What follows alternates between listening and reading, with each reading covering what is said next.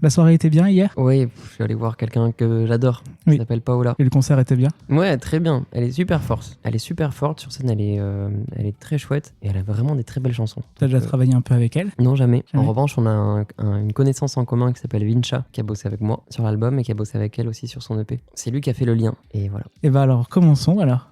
c'est parti. Tu as fait le choix de plonger tes oreilles dans un univers plein d'histoires. Caridas. Bonjour Sylvain. Bonjour. Comment ça va? Et c'est une bonne question, ça. J'aime bien commencer par cette question parce que c'est toujours la question la plus vague. Et moi, j'ai toujours du mal à dire ouais, ça va. Je me pose toujours 1000 questions du coup. Allez, on fait une moyenne. Ouais. Ça va. Bon, ça va alors, c'est ce qu'il faut alors. On est bien en plus, là. Il y a du brouillard dehors, bon, c'est pas le meilleur temps. Non, Mais- c'est vrai que j'ai eu beaucoup de mal à partir de Biarritz, je vous le cache pas, parce que c'est l'été en bas. Ok. Quand je dis en bas, c'est dans le sud. Oui, voilà, côté Biarritz. Et j'avais oublié qu'on était en plein mois de novembre, donc ça m'a fait vraiment bizarre. Eh ben, commençons le concept de Caridas. Caridas, en fait, je vais te proposer des cartes avec des questions derrière. Tu vas devoir lire les questions, tout simplement, et tu vas devoir y répondre aussi, hein, parce que c'est pas moi qui vais répondre à la question. C'est marrant. Très bien. Et puis, ben, on va commencer alors avec, du coup, la première carte, c'est donc le roi. Le bleu ou le rouge? Ah ben j'ai pris le bleu, Eh ben, très bien. mais attends, je prends le rouge. Ah, d'accord. Je crois que c'était la deuxième carte, mais non, je prends le rouge.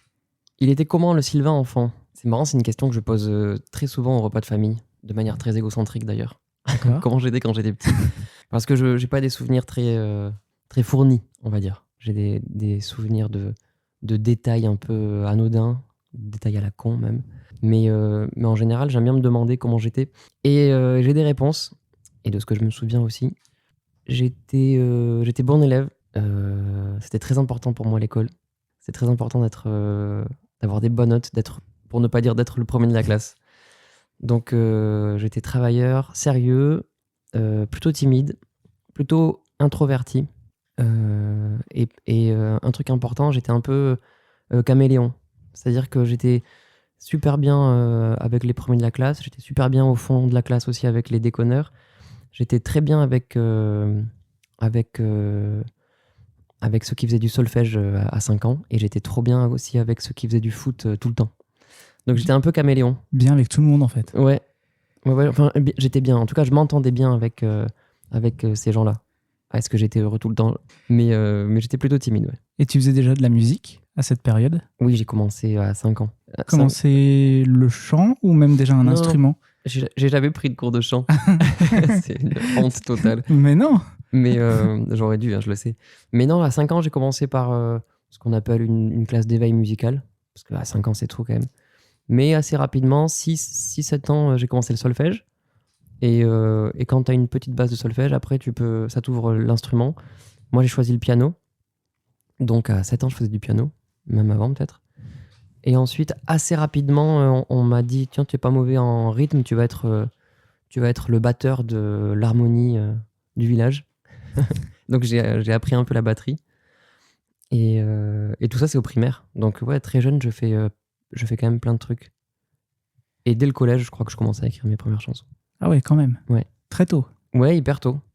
Des poèmes, ça tout petit. Et ensuite, dès que mon niveau de piano le permet, des chansons, piano-voix. Ce serait quoi le thème du premier poème que tu aurais écrit? C'est essentiellement des histoires d'amour. Oh, c'est toujours bien les histoires d'amour, en fait. Ouais, en fait, peut-être pas pour tout le monde, mais c'est quand même, j'ai l'impression, pour beaucoup de gens, un moteur fabuleux. C'est un moteur aussi bien dans la joie que dans la tristesse, mais c'est un moteur de création, d'inspiration infini. Et si on part un petit peu sur aujourd'hui, sur ton toi d'aujourd'hui, comment tu te définirais? Bah, j'ai pas changé. Toujours pareil. Tu prends exactement le même Sylvain enfant et tu lui mets quelques cheveux en moins, quelques rides en plus. Et toujours caméléon. Toujours caméléon. Oui, ça oui. Après, moi, je viens d'un milieu assez populaire et j'ai traîné très jeune au collège avec des gens d'un milieu beaucoup plus aisé et je me suis senti bien partout, et ça, je crois que ça a été une bonne école. En tout cas, la mixité sociale de mon collège, notamment, où se mélangeaient des fils d'agriculteurs, des fils de paysans, des fils d'ouvriers, des fils de chirurgiens, des fils... Je dis fils, mais c'est des fils et filles, hein, on est d'accord? Des enfants de psychiatres, des enfants d'avocats et tout se mélangeait. Et je suis un fervent défenseur de la mixité sociale parce que je trouve que que c'est aidant pour tout le monde. Ça peut élever tout le monde, en fait. C'est comme ça qu'on évolue le mieux. Ouais, j'ai l'impression dans le mélange et dans le mélange des classes sociales, dans le mélange des styles, dans la cohabitation, en fait. C'est trop important. Et on te connaît beaucoup avec Boulevard Désert. Comment ça a démarré cette aventure? Et bah après le collège. Après le collège, d'accord, tout de suite en fait. Ouais, tout de suite. En fait, au collège, moi, je commence à avoir des envies de scène. Donc, je joue mes chansons. Ça m'arrive parfois à la fin pour la fête de la fin d'école de musique. C'est déjà Laurent Garnier, donc qui est alors pas le DJ, mais Laurent Garnier, le bassiste de Boulevard Désert, avec qui je démarre la musique à l'âge de 5 ans. Et c'est lui qui m'accompagne au piano. Puis ensuite, ensemble, on va monter un groupe de rock, de reprises. Moi, je suis à la batterie, lui, il est au piano. On fait des reprises de Kyo, de Red Hot Chili Peppers, de Muse, etc. Très rock. Très rock. C'est ma période rock. Et ensuite, moi, je découvre un nouvel univers grâce à une amie. Je découvre les Ogres de Barbac, la rue Quétanou, le rock alternatif, la Mano Negra, Manu Chao, tout ça. Et là, je me dis, mais c'est incroyable, en fait. Et j'ai envie de monter un groupe de musique de chansons françaises alternatives aussi. Et avec Lolo, on se dit qu'on va monter un groupe. Je demande à des copains, est-ce que vous connaissez des musiciens? On me dit, tiens, il y a Florent Dasque là-bas, il fait de la musique, son frère aussi, machin et tout. Donc je vais aller voir un peu tout le monde. Le dimanche d'après, on répète. Et quelques mois après, on trouve le nom Boulevard Désert. Et puis ensuite, on va exister pendant 20 ans. Et après, c'était parti. Ouais, ça a démarré tout doux. Hein. Parce que Ouais. là, on a 15-16 ans à l'époque. Donc on a Ah bah le oui. bac. C'est pas là qu'on fait les zéniths. C'est pas là qu'on fait les zéniths. Non, c'est pas. Non, c'est là qu'on fait les bars. Mais vraiment les bars où tu connais un peu le patron, quoi. Qui veut bien t'accepter. Non, là, c'est vraiment tout petit. On compose, on écrit, on fait des chansons. On fait quelques premières parties. Mais bon, d'abord le bac. Et puis ensuite, on a quand même ça en ligne de mire, quoi, à l'époque. Donc tout doux au début. Tout doux. Mais qu'est-ce que ça t'a apporté dans ta vie d'artiste au niveau de ton évolution, Boulevard Désert? Plus après ta vie personnelle aussi. En fait, c'est très imbriqué. Ma vie d'artiste, c'est Boulevard Désert. Et Boulevard Désert, c'est ma vie d'artiste. Pendant 20 ans. Entre 2004 et 2024, c'est vraiment c'est imbriqué. C'est-à-dire que j'ai un projet, c'est celui-là. J'ai une envie, c'est que ce projet fonctionne. J'ai fait très peu de choses à côté, en fait. Alors, je faisais un peu de photos, j'ai toujours fait des petits trucs à côté, mais c'est l'essentiel de mon temps est passé est consacré à Boulevard Désert. Donc c'est vraiment ça ma vie d'artiste. Écrire des chansons, apprendre, parce qu'on a appris sur le tas, nous, donc apprendre à enregistrer, apprendre à faire une maquette, comment on fait pour faire des concerts, qui c'est qu'on appelle. Parce qu'au début, on n'a personne, donc on Au prend début, le c'était téléphone. les bars, quoi, comme on dit. Ouais, c'est ça. ouais. Et puis on appelle des festivals. Ouais, on est un groupe du Sud, etc. Donc on fait tout seul. Et mine de rien, c'est une école incroyable de se démerder comme ça au début tout seul. Parce que forcément, après, tu sais précisément comment ça fonctionne. On va passer à la reine. Toujours pareil, bleu et rouge devant toi. Ce serait laquelle de reine? Et qui serait ta reine, tiens? Je vais prendre la bleue. La bleue. Ah, Boulevard Désert ou juste Sylvain Dutu. On en a parlé un petit peu. C'est pour ça que je voulais passer un peu à la suite, parce qu'au final... Attends, tu m'as posé une question. Quelle serait ma reine? C'est une bonne question, ça. Moi, je dirais ma compagne, hein, évidemment. Julie. Et Moi, si elle écoute, voilà. Elle écoutera. Après, elle écoutera, elle me dira si c'était bien ou pas. C'est elle qui a le dernier mot sur... Ah, j'ai Ça la va, pression. Ça va, t'étais bien. Non, c'est moi qui ai la pression. Boulevard Désert ou juste Sylvain Dutu. Pourquoi choisir, hein? En fait, c'est... Boulevard Désert, c'est vraiment 20 ans de ma vie, donc c'est quand même beaucoup. On va dire que sur un livre, c'est un chapitre important. Il n'y a pas que Boulevard Désert, donc je dirais Sylvain Dutu. C'est quand même le socle. Et c'est quand même lui qui va créer Boulevard Désert, mais qui va faire autre chose à côté aussi. Donc je dirais quand même Sylvain Dutu. C'est pour ça que j'ai repris... quand je me suis lancé sur un projet solo comme ça, je me suis pas posé la question longtemps, je me suis dit que je m'appellerais comme je m'appelle. Et voilà, Boulevard Désert, j'ai pas du tout envie de le renier. Au contraire, quoi, je suis super fier de ça. Les garçons, donc les autres, dans une formule un peu différente, du coup, puisque moi je serai pas là, rentrent en studio, préparent un album et donc vont faire des concerts aussi. Passons un petit peu à l'album. Parce que l'album, là, en tour que Sylvain Dutu, du coup, s'appelle 15h22. Ouais. Pourquoi? C'est une bonne question aussi. Bon, Et ça va. c'est une longue histoire. Surtout. Il y a 5 ans, je me réveille avec une idée un peu bizarre. C'est celle de prendre en photo tous les jours, sans exception, ce qu'il y a sous mes yeux, devant moi, à 15h22 précisément. Donc j'ai cette idée bizarre. Et puis ensuite, je vais essayer de l'écrire. Pourquoi j'ai cette idée? qu'est-ce que ça signifie, quelles contraintes. Il faut vraiment tenir la régularité, sinon ça n'a pas de sens. Il faut qu'il n'y ait pas d'exception, sinon ça n'a pas de sens. Et donc, je me mets une sorte de cahier de charge comme ça, de cadre artistique, de contraintes, et j'attaque le projet. Et je vais faire ça pendant quelques jours, quelques semaines, quelques mois. Et en fait, je vais faire ça pendant 5 ans. Donc, ça fait beaucoup de photos. Ça fait 2000 photos presque. Et en fait, au début, je sauvegarde ça sur un disque dur. J'ai pas trop d'idées de pourquoi ni à quoi ça va servir. Mais je continue. Et au bout d'un moment, quand même, en ouvrant mon disque dur, mon ordi, je regarde. Et d'un coup, je capte un peu l'intérêt du projet que je suis en train de faire. Je vois qu'au tout début du projet, on voit une jeune fille, puis on la voit plus. Et puis on en voit une autre. On voit un chien, on en voit 2. On voit une maison, puis on la voit plus. On voit une nouvelle maison, une nouvelle ville. On voit un grand-père, puis on le voit plus du tout. Et en fait, ça raconte toute ma vie. Je suis en train vraiment de faire le journal intime que j'ai jamais tenu, à regret, mais sans un mot, en photo. Et il y a toute ma vie qui défile comme ça, en creux, avec des événements importants qu'on pense déceler, deviner dans ce projet, mais c'est jamais vraiment dit. Par exemple, il n'y a pas de... C'est l'inverse d'un album photo, en fait. Un album photo, on va prendre des moments importants, le baptême, la naissance, le mariage, les anniversaires. Et là, c'est l'inverse. 15h22, c'est une heure très creuse. C'est un moment très creux dans la journée, très banal, où il se passe des choses très anodines, pas très intéressantes. Mais c'est un horaire qui en dit beaucoup sur nous, j'ai l'impression. Quand on regarde ces 2000 photos, quand on les a sous les yeux, on se rend compte de ce qu'on fait vraiment de nos journées, de comment on remplit notre temps, de ce qu'on fait en fait. Et l'album serait un journal intime, du coup. Et du coup, en fait, en parallèle de ce projet photo qui me prend à peu près 1 seconde par jour, hein, puisque je ne réfléchis pas, je cadre pas, je prends la photo de ce qu'il y a devant moi. En parallèle, je commence à écrire des chansons et je me rends compte assez rapidement que ça va être très intime, que ça va être perso, que ça va ressembler à un journal intime. Et du coup, je me dis, voilà, je pense que les 2 projets correspondent. Je les mène de front en même temps. Il y a d'un côté un journal intime photographique, d'un côté un journal intime musical en chanson. Donc je vais faire correspondre les 2 projets et appeler cet album 15h22. Alors ça mérite explication parce que sinon personne ne peut deviner. Oui. Autre du coup question, entre la différence entre Boulevard Désert et 15h22, ce serait quoi? Pour ceux qui te découvrent, même ceux qui te connaissent et qui se disent tiens, est-ce que je vais aller écouter Sylvain Dutu tout seul? La très grande différence, peut-être la seule, mais la plus grande, c'est quand j'écris pour les autres ou quand j'écris pour Boulevard Désert, j'écris soit au nom d'un collectif, soit au nom d'un artiste qui va ensuite interpréter la chanson. Donc il y a toujours quand même une sorte de barrière inconsciente, hein. C'est pas du tout une censure ou quoi, mais c'est une barrière inconsciente de je ne parle pas en mon nom, donc ne pas trop aller dans l'intime, dans le personnel, éviter les prénoms, éviter de parler de mes chiens, éviter de parler de ma meuf, éviter de parler de mon père, mais généraliser le propos, universaliser le truc.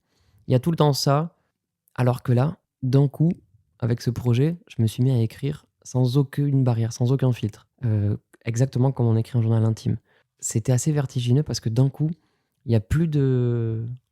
Il n'y a plus de barrière, il n'y a plus de « Ah, attention à ça, c'est un peu trop intime ». Non, là, en fait, il n'y a plus rien qui tient. Là, c'est toi. Et donc, c'est assez fou. J'ai beaucoup, beaucoup écrit parce que plus rien ne me retenait, plus rien ne... Je me disais, ok, je peux dire n'importe quoi. Enfin, je peux aller au bout du truc, être beaucoup plus profond sur des trucs qui me sont arrivés, sur des événements de la vie, des rencontres, des accidents. Et il n'y avait plus cette barrière-là. Et donc, ça a été en quelque sorte plus simple dans la manière de faire parce que je sors d'un collectif où tout se joue à l'unanimité, en tout cas au vote. Il faut qu'on soit tous d'accord pour valider telle chanson, tel refrain, tel truc. Et c'est génial comme école.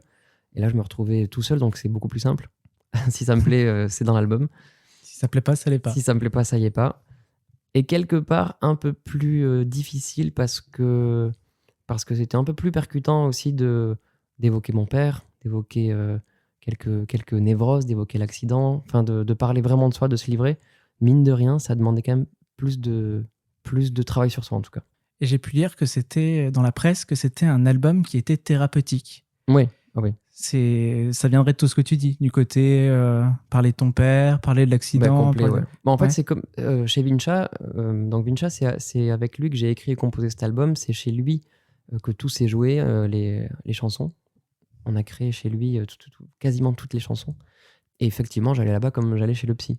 C'est-à-dire que je m'étais créé une thérapie avec comme psychologue un de mes meilleurs potes qui s'appelle Vincha. Et on y allait, et puis on discutait de plein de trucs. Moi, c'était une période très difficile après l'accident. Donc, thérapeutique parce que j'ai évoqué des sujets que j'avais jamais évoqués à part avec ma psy. Et thérapeutique parce que c'est une période qui m'a fait énormément de bien quand j'en avais besoin. Et du coup, la santé mentale serait quand même un sujet dans l'album. Alors, j'en parle pas Pas trop. plus que ça, mais un petit peu. J'en parle pas trop par rapport à moi parce que moi, je m'en sors bien de cet accident, en fait. Mais j'en parle dans Affaires classées en creux, encore une fois, c'est avec beaucoup de pudeur. Mais je parle de ce qu'on appelle un syndrome de stress post-traumatique qu'a subi et que subit encore ma compagne. Et j'en parle, je l'évoque dans Affaires classées. Mais après, pour moi, non, j'en parle aujourd'hui a posteriori parce que c'est clairement un album thérapeutique, mais j'en parle pas frontalement dans l'album. Et si je devais te demander ton lieu d'inspiration, le lieu où tu es le mieux pour écrire, composer, ce serait quel endroit? La plage? Non. Non, même pas. Non. Alors, en fait, il y a différents trucs. Il y a les endroits inspirants et il y a les endroits où je suis le mieux pour écrire. Ok. La plage, c'est très inspirant, mais j'ai jamais mon ordi ou un truc pour écrire. Donc, c'est Pas vraiment un petit calepin, non. Je retiens, mais donc il y a plusieurs lieux inspirants comme ça. Bon, la plage, je crois que c'est pas là que j'ai le plus d'idées. D'ailleurs, c'est moins exotique, mais là où j'ai le plus d'idées, c'est quand je conduis au volant. J'écoute très peu de la radio, enfin jamais d'ailleurs. C'est très rare. Donc, je conduis. Il m'arrive de faire de longs trajets dans le silence le plus total. Pas de musique, Rien du tout. rien. Rien du tout. Et vraiment, ça m'arrive d'avoir plein d'idées à ce moment-là. Je pense qu'il y a une sorte d'état méditatif quand on conduit comme ça pendant un moment. Donc il y a la voiture, il y a la douche aussi. Je sais pas pourquoi. Pareil, il y a une sorte d'état méditatif et pas mal d'idées viennent là. Et pour écrire, c'est pas vraiment. Je peux être un peu n'importe où, mais il faut que je sois seul, quoi. Il faut que je sois seul et que je m'ennuie. Ou qu'il soit très tôt le matin. Et t'écris sur quoi? Un ordinateur ou Il y a eu 2 périodes. Ok. J'ai eu ma période, donc tout ce qui était primaire, collège, lycée, c'était ma période vraiment double feuille à carreaux et crayon à papier. Ce qui est débile d'ailleurs parce que le crayon à papier s'efface, donc je me rends compte que je perds avec le temps plein d'archives. Mais ça, c'était ma période vraiment crayon papier double page à carreaux. Et ensuite, je suis passé à l'ordinateur. Et aujourd'hui, j'écris essentiellement sur l'ordinateur ou le téléphone. Et c'est con, mais il y a un truc qui m'aide beaucoup quand j'écris des chansons. C'est la mise en page. Une fois qu'il y a un truc qui ressemble à un refrain, je le mets en grand et en italique. Une fois qu'il y a un truc qui ressemble à un couplet, je le mets en simple. Mais j'organise comme ça, comme si c'était un texte à trous. Et je mets le titre aussi, si je l'ai trouvé en haut, en gras au milieu. Et visuellement, ça m'aide vachement à construire mes chansons comme ça. Donc très visuel. Très visuel, ouais. Et la partie composition, ça vient comme ça ou La partie compo, alors là, il me faut un piano. il faut un piano? Et donc là, c'est chez moi. Mais voilà, en tout cas, tout ça peut ne pas être réuni au même moment, sinon je composerai jamais. Et puis, je peux très bien aussi écrire dans un endroit improbable parce que d'un coup, il y a le train aussi, j'ai oublié. Le train? Le train, la voiture, la douche. C'est vraiment les 3 endroits favoris. Et pour venir à Paris, c'est quoi, ça en train? Ouais, train tout le temps. Bon bah, il y a ce lieu déjà là qui. Ouais, et en Ouais. plus, c'est 4h15 aller, 4h15 retour, donc ça fait Oui, beaucoup donc de ça temps laisse du temps pour faire. Ouais. Le train, c'est les 2 à la fois, par contre. C'est inspirant et t'as beaucoup de temps pour écrire. Et pas de réseau dans les Landes. Donc, de toute façon, c'est parfait. Et du calme des fois. Et du calme, et oui. Mais s'il n'y a pas de calme, je change de wagon sans souci. Oui, bah oui. Parce qu'il peut y avoir des enfants, effectivement. Oui, et puis en plus, les pauvres, j'ai rien contre eux, mais c'est vrai que si je suis en mode ouais, j'ai une idée, il faut que j'écrive, bah je pars, quoi. On passe à la 3e et dernière carte. J'avais même pas vu que tu avais mis ça. La rouge, évidemment. Quelle est ta plus grande peur? Ma plus grande peur, j'allais dire, c'est de faire des mauvais choix, mais je suis même pas sûr que ça existe. J'ai pas trop peur. Il n'y a jamais de mauvais choix. Moi, je crois pas. Non, mais tu vois, ce que je veux dire, de regretter quelque chose, quoi. Mais je suis pas du genre à regretter, je suis pas du genre à flipper non plus. Je me dis, ce qui arrive, ce qui doit arriver arrivera, et ce qui doit pas arriver n'arrivera pas. Je sais pas, j'ai beaucoup de philosophie là-dessus. Enfin, je prends tout avec philosophie. Et il y a pas de... Je suis pas flippé, j'ai pas peur de la mort, j'ai pas peur de... la mort que j'ai frôlée d'ailleurs il y a 3 ans avec cet accident. j'ai bien vu comment je réagissais face à ça. Bon, ben c'est pas... Voilà, c'est comme ça, quoi. Pas trop de terreur là-dessus. Non, j'ai pas de plus grande peur, enfin, en vrai. Je fais confiance. On verra. Très inspirant, ça aussi, du coup. Bah ouais, c'est sûr. C'est sûr, mais il faut passer du temps sur la question, je crois, pour plus avoir peur. C'est parce que c'est pas évident. Autre sujet, la tournée. Il y en a une tournée qui arrive en 2025. Ouais. Avec des salles un peu plus petites que Boulevard Désert, mais oui. de belles salles quand même. C'est vrai. Comment ça se prépare dans ta tête et puis aussi en partie technique? En vrai, ça se prépare comme toutes les tournées que j'ai pu faire avant. Sauf que là, je suis vraiment seul à la mise en scène, quoi. Enfin, j'ai décidé d'être seul à la mise en scène. En tout cas, j'aurais pu m'entourer, mais j'y tiens. Un peu comme les clips, je tenais vraiment à les écrire et les réaliser. La mise en scène me tient vraiment à cœur. Et seul sur scène ou pas? Non, je serai avec des Non. musiciens. Ok. On sera 4 sur scène. J'aurai 3 musiciens. Et ça se prépare. Là, moi, je réfléchis déjà à ce que je vais raconter. Je trouve que ce qui se passe entre les chansons est très important. Presque autant que les chansons, j'ai envie de dire. Donc, comment je commence? Qu'est-ce que je vais dire? La première phrase, comme la première phrase d'un livre et la dernière phrase d'un livre, c'est très important. C'est pareil pour un spectacle. Qu'est-ce que je vais raconter? Où est-ce que je vais amener les gens? À quel degré d'intime? À quel degré d'humour? À quel degré d'émotion? Ça, c'est un peu les buts à atteindre. Après, pas sûr que j'y arrive, hein, mais ça, c'est le public qui choisira, ouais. Ensuite, l'ordre des chansons. Lesquelles on garde, lesquelles on garde pas. Comment je rends hommage à Boulevard Désert? Est-ce que je joue plusieurs chansons? Est-ce que je fais un medley? Est-ce que ça c'est une grande question aussi. J'ai envie de rendre hommage en tout cas à quelques chansons. Je travaille aussi en ce moment là sur la scénographie. En termes de lumière, moi c'est assez clair dans ma tête, mais il faut matérialiser tout ça. Et puis voilà, ensuite la technique. Alors ça c'est un domaine que je maîtrise pas du tout, mais je sais m'entourer et mon tourneur sait m'entourer aussi de personnes absolument compétentes en qui j'ai totale confiance, donc ça je m'en fais pas du tout. Bah ça c'est parfait. Ouais. Hâte d'aller voir ça en concert. Hâte d'aller voir ça, et moi j'ai très hâte de retrouver les plus petites salles.